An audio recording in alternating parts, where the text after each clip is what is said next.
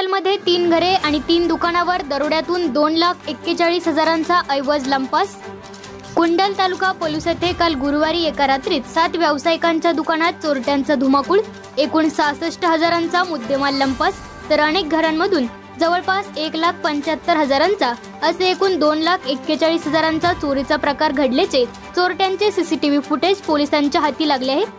दिनांक 26 रोजी पहाटे 2:30 वाजण्याच्या सुमारास खारगे चौक, सत्यविजय चौक, क्रांतीनगर चौक येथून 4 अनोळखी चोरट्यांनी शौर्य मेन्सवेअर, श्वास किराणा दुकान, सावकार मोबाईल दुकान येथून कुलूप कटावणीने कटून जवळपास 66,200 रुपयांचा मुद्देमाल लंपास केला। हनुमंत माळी यांच्यात 20 ग्रॅम सोने, मोबाईल व रोकड 35,000 रुपये, मनीषा पवार यांच्यात 15 ग्रॅम सोने, सुधा विभूते यांच्यात 10 ग्रॅम सोने असा सोन्याचा ऐवज लंपास करण्यात आला। सकाळी चोरीची माहिती कळताच गावात पोलिसांनी घटनास्थळी धाव घेतली। श्वान पथक, फिंगरप्रिंट तसेच स्थानिक